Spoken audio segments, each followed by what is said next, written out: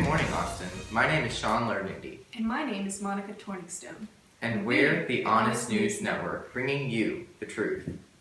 Let's start with some international news. A few weeks ago, a tragic earthquake rocked Nepal.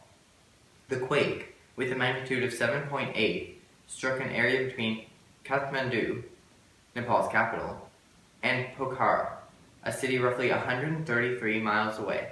The earthquake has killed more than 4,000 and injured more than 7,000. The U.S. has already given $1 million for repairs.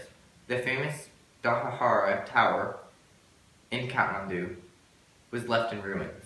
People from China to India have felt the effects and the aftershock. Our thoughts and prayers go out to all those affected in Nepal. Now to Monica Torningstone. Thank you, Sean. In national news, is Hillary Clinton's campaign for presidency over before it even began? A new book entitled Clinton Cash has surfaced, revealing that Mrs. Clinton's family foundation has taken in significant donations from foreign contributors. Although the author, Peter Schweitzer, admitted he did not have proof she gave anything in exchange for the donations. He stated that her very extensive pattern of quid pro quo actions merits further investigation.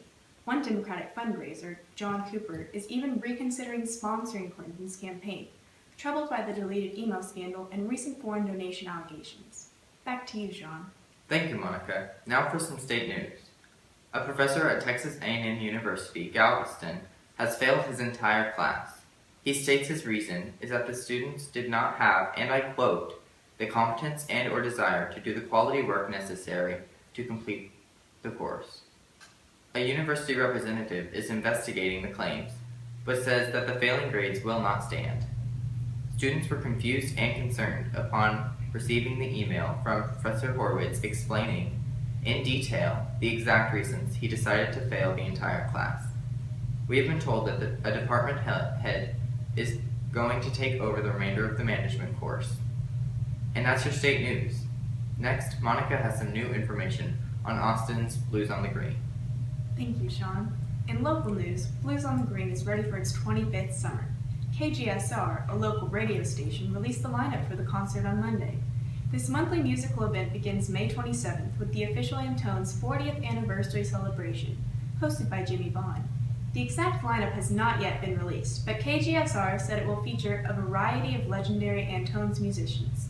Local Austin bands including Riders Against the Storm and Shaky Graves will perform June 24th, along with Walker Lukens and Bob Schneider playing on July 22nd, as well as Max Frost and Jamestown Revival, finishing up on August 5th.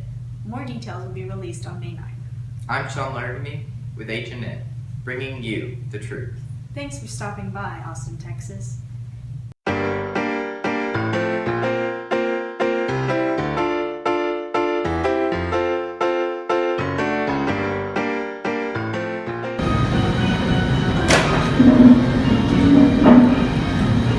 Susie? Jonathan, sit.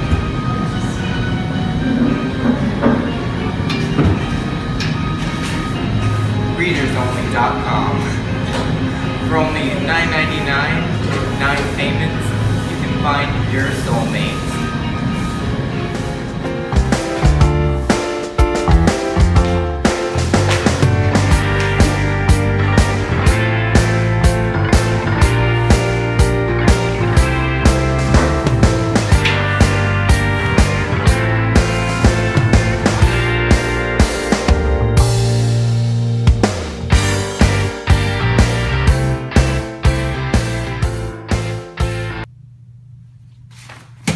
And now to Brianna Santana with your weekly weather forecast. Hi, I'm Brianna Santana with your weekly weather report.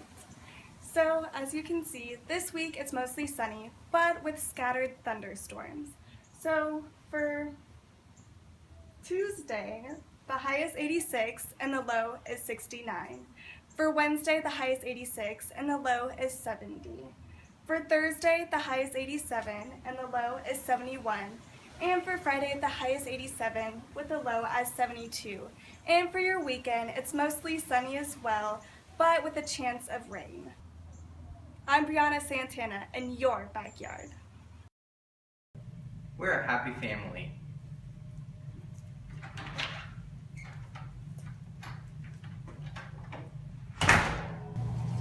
I'm a robber coming to take things when you're not home and not using a coaster.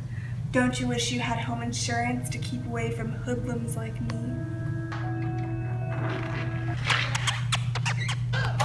And I'm Glow from Digressive, where we'll trigger your rates and cut your coverage in half. So get Digressive insurance. So you can be a big happy family. Just like us. And now to Victoria Kind with sports. Veronica Kind here with your national sports news. We all know how important our sports games can be.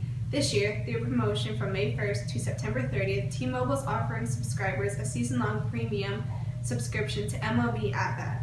With At-Bat, you are able to stream the MLB Game of the Day so you and your friends can throw a big party for the big game. You can also track every pitch thrown by the professional players as well as go back and watch the highlights of the game. With just a small cost of $20 per season, you're able to enjoy any game that you may prefer whenever you'd like. Now back to you, Monica.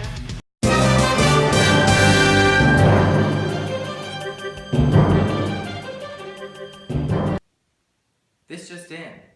I just received breaking news that my very own co-anchor, Monica Torningstone, has been hit by a car in our very own parking lot. Now, to Brianna Santana, on the scene. Hi, I'm Brianna Santana. I'm coming to you live with our own Monica Torningstone, who has been hit by a car in the parking lot. As you can see, she lays here in agony with no one to help her. Back to you. Good day to you, Austin, Texas. Victoria Kind coming at you live from HNN with your international sports news. Nowadays, we all know how much we like taking our selfies, but how would you feel if you had this right taken away from you, especially at a time when a group selfie is a necessity at a sporting event? If you feel like this would be a tragic loss to your life, you may be able to relate to some of the fans attending the Wimbledon Championships in England. The All England Lawn Tennis Club has banned the use of selfie sticks on the grounds of the Wimbledon Championships. Although these selfie sticks have become immensely popular at sporting events and music festivals, they have recently been banning this device at many events. A spokesman at the tournament said that these selfie sticks have a nuisance value and may interfere with the spectators' enjoyment. Although you won't be enjoying selfies being taken at the Wimbledon Championships, hopefully you can find another location to take these popular group selfies. Victoria Kind signing off here from Austin, where we're always ready for work and play.